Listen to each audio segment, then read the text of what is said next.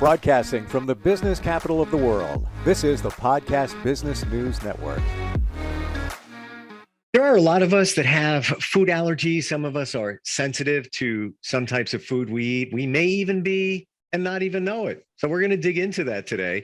And that's because we have the Eatwellguru with us, and you can find her at eatwellguru.com. Dr. Maryam Dadkhah joins us. How are you today? I'm good. How are you? Doing terrific. I'm thankful. I don't think I have any sensitivities or allergies to food, but so many people do. My best friend, he can't eat shellfish. His throat just blows up whenever he has something like that. Where do we begin with something like that? Have you encountered problems with that with some of your clients? I do. And sometimes people don't have allergies and intolerance, and just because they have some digestive issues, they jump into the conclusion there should be some allergies or intolerance. So we basically need to know where to start. Okay. So usually what we need to know is when we have allergies, the response is going to be through immunological response. So anaphylactic shock is an extreme case of allergies, but usually you see the skin rash, there's going to be hive and things like that. And generally speaking, the response is immediate. It might not take quite some time for it to happen. Who is going to basically address that or assess that is allergy clinic.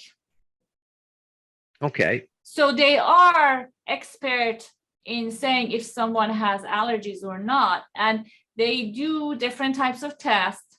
And then beyond that, let's say if you've never had any allergic reaction, they might put you into a food challenge to see if you have a true allergy. And if it comes as negative, then you're allergy free. Yeah, and it's interesting, and I forget about this, the discomfort that somebody could have when they eat something, but it might not necessarily be a food allergy, right? Exactly. The food intolerance is the one that you might have some digestive issues. But again, it might not be always food sensitivity. The actual food sensitivities is when people have, let's say, things like lactose intolerance or a celiac disease. These are, generally speaking, is in their digestive system. They might not specifically show the allergy reactions. With celiac, in certain cases, we might have some skin issues, but again, it's different than an allergy reaction, and it's not right away. So many people that they have digestive issue, they jump into a conclusion that is allergies or food intolerance. But in many cases, not until we assess those ones, we don't know. And for those food intolerances, we usually need to go to the gastroenterologist.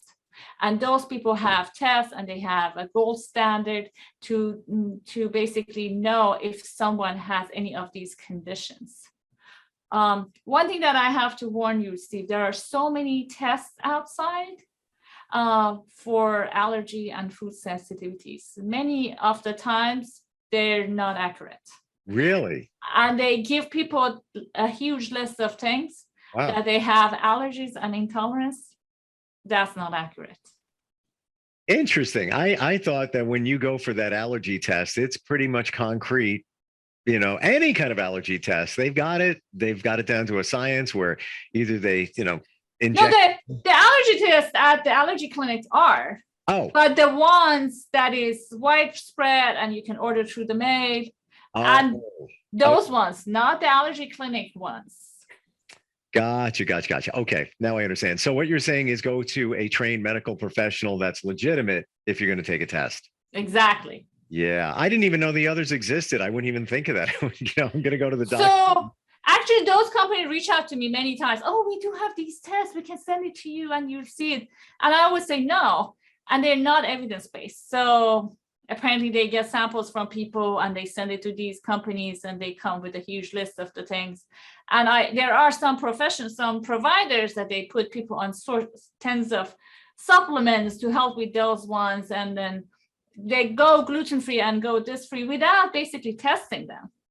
And many times people go onto these elimination diets that they don't require, and they still come to me and they say, I still have these ones. Oh, but the diet helped. And I always ask them this question: if the diet helped, what are you doing at my office complaining from the same issue?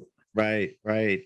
How about gluten? I have so many friends and people I know that say that they're gluten intolerant. They buy the products. What's the test for that? How does that work? So the test for that is a blood test. Okay.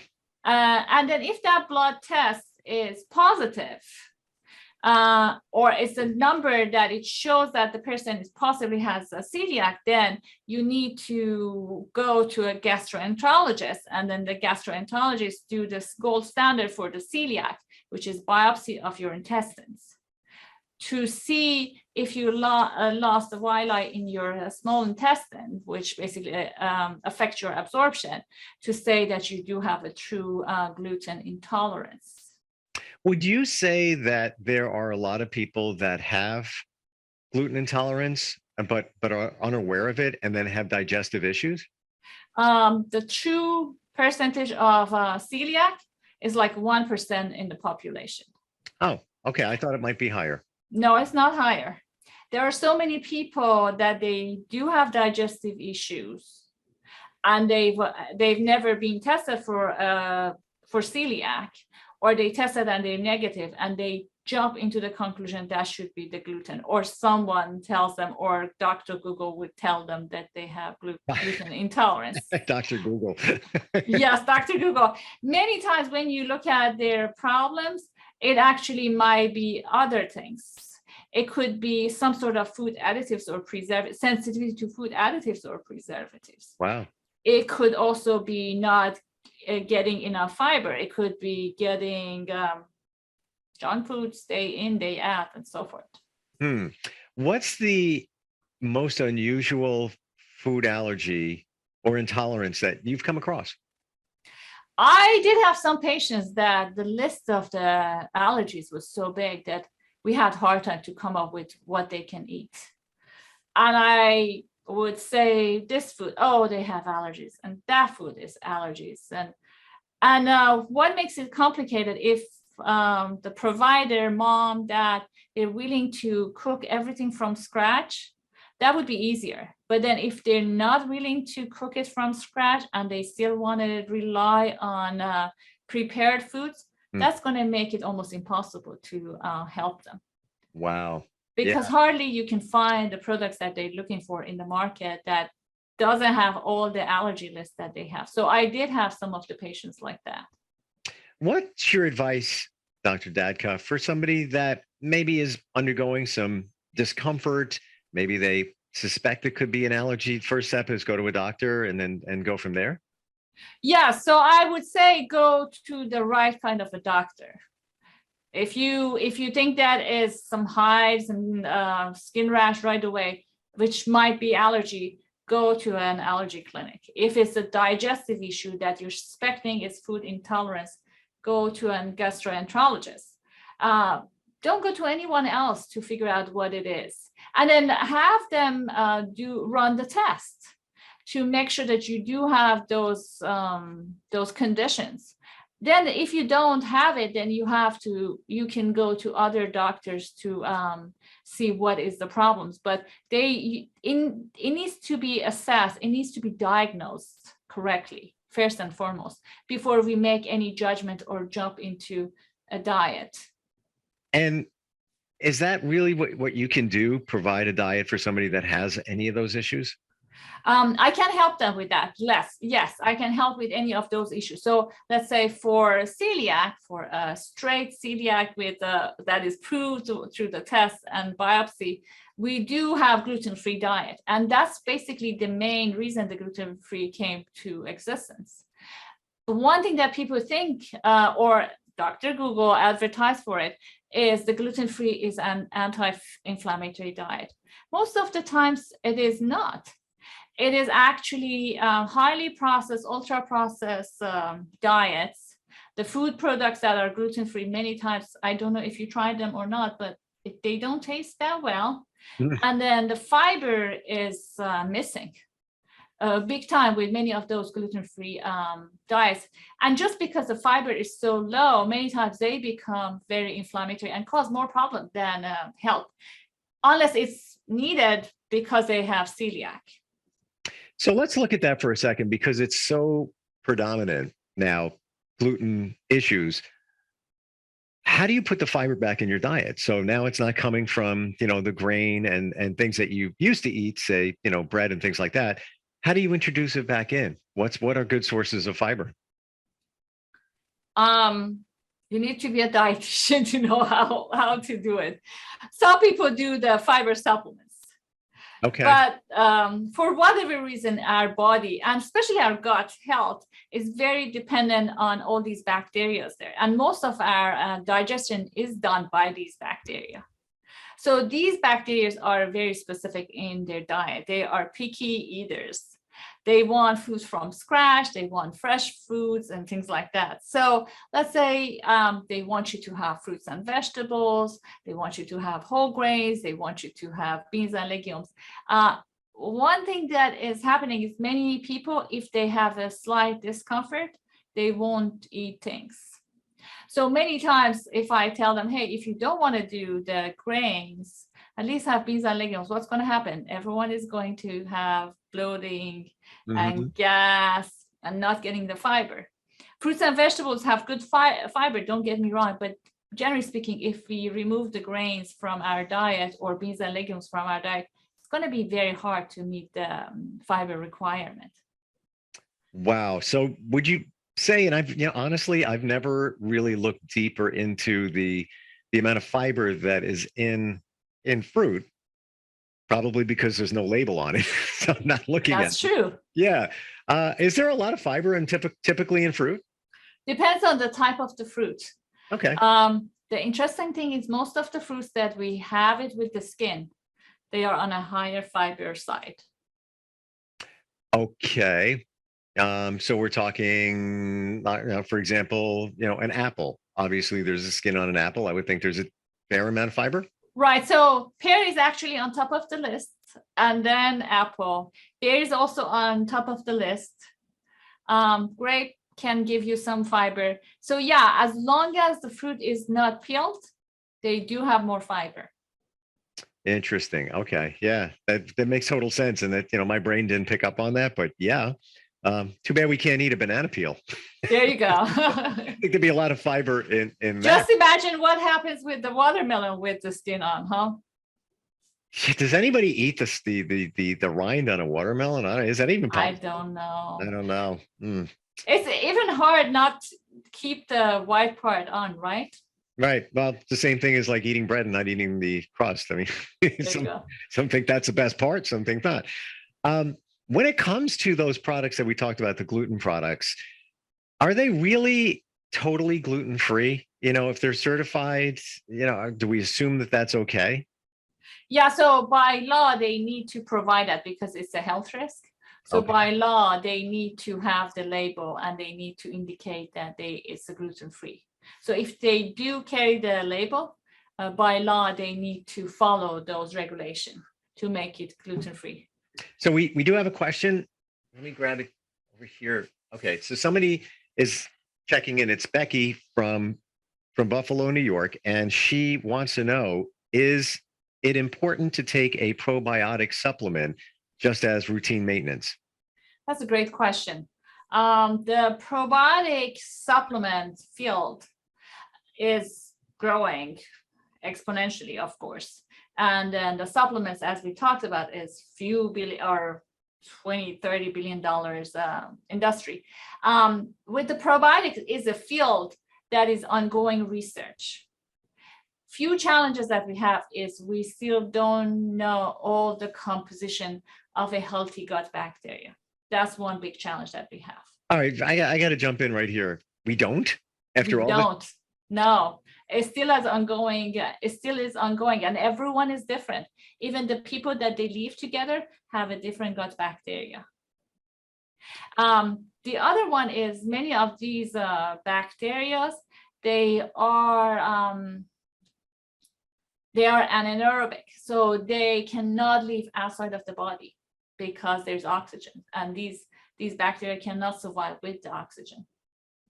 The third issue with any supplement is they're not regulated. So because of that, they might claim it's a probiotic. It might not be probiotic. And by the way, we did talk about that recently. So if you want to go back for a few podcasts about what's regulated and what's not, it's kind of a mind blow. That right. So what I usually suggest to my patients is fermented foods. But again, with fermented foods, there is a lot of yes, but examples is those bacteria in our gut like it not as much as sweetened, not as much as processed. So let's say, I remember when the kombucha first came, they were much lower in sugar, like 2 grams. Now, if you look at it, it goes up to 15, 16 grams of sugar. You basically get a soda from a kombucha now. Wow. So what I'm saying is, yes, it's a fermented food, but with this much of sugar, it might not do what it needs to. Very much like the yogurt. So yogurt is a fermented food. It's meant to be like plain. Most people cannot tolerate plain yogurt, and they either get the flavored one or they think that they get the plain one, but they put honey and granola in it. What's happening is the same as the flavored one, right? Right. So the fermented food, as long as very low in sugar or no sugar added, is what we are recommending to replace for probiotics, to basically bring back some of those bacteria that we think that is helpful to our gut. So when we talk about, and not to go too deep into it, but it's just, I always wondered, I think a lot of us wonder about this as well. When we talk about bacteria, good bacteria in our food, yogurt, is that the same thing as a probiotic? Would we call it that? So the yogurt, that's a great question. So yogurt and many of these fiber foods or whole wheat, whole grain foods, what we call them prebiotics and probiotics. Prebiotics is like the culture for these bacteria. Probiotics is the name for these bacteria that is in these foods. So something with yogurt, it comes with the culture of it. It comes with the food that these bacteria like. So it's a prebiotics mixed with probiotic. Yes, you lost me. So it's like a food that so the bacteria name is probiotics. The culture that it comes, or food that these bacteria like, is prebiotic.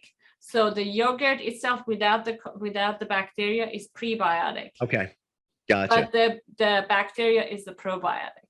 So do all yogurts have those live active cultures as you see when you look at the label or the package? So you have to look at if the label says it, it should. Okay. So I would go, do we know how much is the amount of it? No, we don't. But if something says like Activia made it a big deal that they do have the bacteria in it, but then remember it's very sugary. So is Activia more than other yogurt? We don't know, because there's no measurements. We don't measure it. So just because someone claiming that it has all these live bacteria, we don't know if it's better than any other yogurt in the market. Well, that's a challenge. It is a challenge, right? Correct. While we're on yogurt, I've always wondered about this. And by the way, eatwellguru.com is your website if anybody wants to learn more or just have a better diet, different way of life, a better way of life. Dr. Maryam Dadkhah is who we're talking to today, who is a registered dietitian. She's the guru. She really is the guru. Greek yogurt versus regular yogurt. Are there really major benefits to having Greek yogurt, or does it really even matter? So it depends. If you look at their composition, Greek yogurt has much less carbs, way higher protein. Mm-hmm. Whereas the regular yogurt has more carbs, sugar, and less protein. Is one better than, as far as the calories, again, it depends on if they are non-fat, if they are flavored, and so forth. As far as the calories, carbs and protein in the gram, in 1 gram, they both have 4 kilocalories. So it doesn't matter if you go down on one and go up on another one. So many times their calories are very comparable. And I would I would think it depends on your goals. Like I eat Greek yogurt because I want more protein, I want less carbs. And when I'm thinking about that, just to your point, I'm calling plain Greek, plain yogurt. Forget about the the additives, the flavoring, and all of that. The fruit that's put in there. So we compare apples to apples, if you will. Exactly. But so one is not better than the other. It really kind of depends on what you're eating it for. Exactly. So let's say it used to be that we would suggest it for the athlete or for regular people after their workout as a source of high protein. Mm-hmm. But right now we changed our mind about when, or you can just basically get the protein throughout the day. So we're not that picky about Greek yogurt. But again, if I have someone that I think that they struggle with getting proteins, otherwise they might be vegetarian and they are just depending on dairy products as their only source of animal protein or more protein, then that could be a concentration that I would tell them, hey, choose this one over this one. So it depends on what we want to do. I know we're talking about allergies and sensitivity when it comes to food, but when we talk about dairy products, is it bad to have a lot of dairy products? And really, how much is too much? So if you're talking about the lactose intolerance, that's a great question. So lactose intolerance is a spectrum, meaning that if you have lactose intolerance, and most people experience that, most people have trouble with milk because it's the highest concentration of lactose in any dairy products. But then when you think about yogurt and kefir and cheese, depending on the type, they might have much less lactose concentration. So the people that cannot tolerate milk, they can tolerate any of these ones or some of these ones, and they'd be okay with that. And that's the case with most of the lactose intolerance. And then the lactose-free milk is not a true lactose-free milk. They add the enzyme that we're missing to digest the milk to those milk. So you basically have the enzyme that helps with the digestion of lactose. So it's not a lactose free, it's basically the enzyme added to those milk to make it more digestible.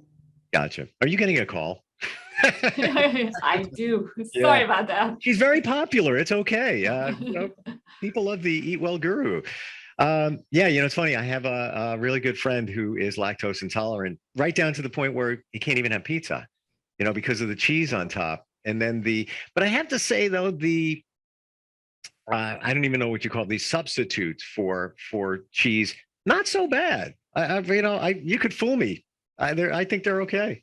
So not so much. Don't jump into conclusions so fast. Steve, are you talking about plant-based cheese? Yes. Okay.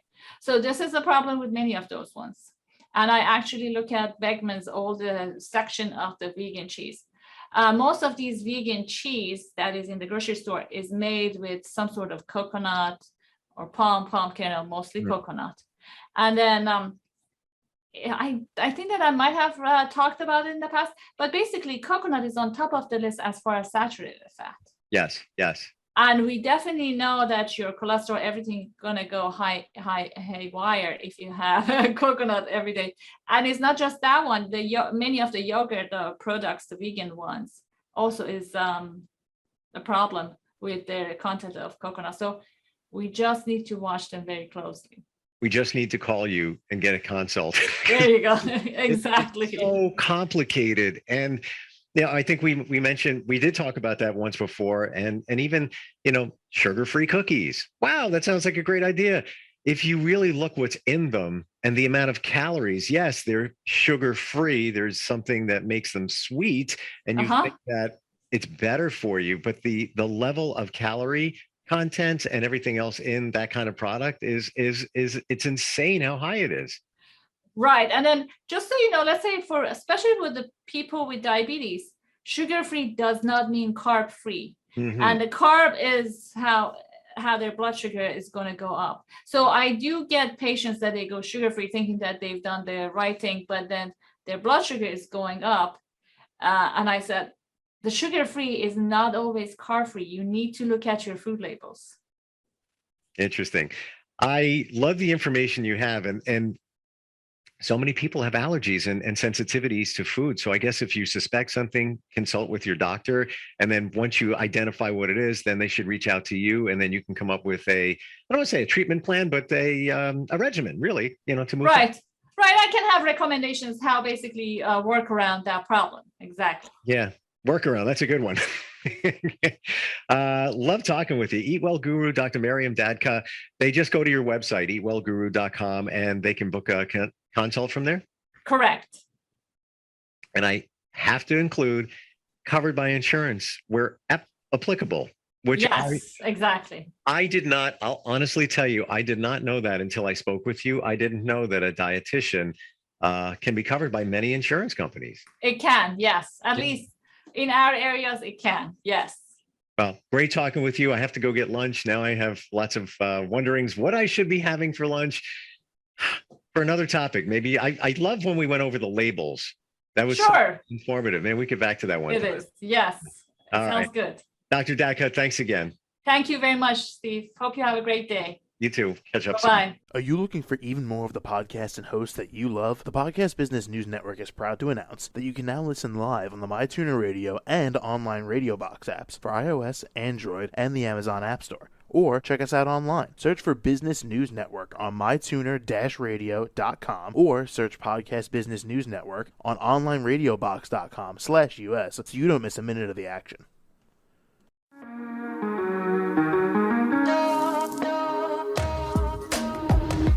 Broadcasting from the business capital of the world, this is the Podcast Business News Network.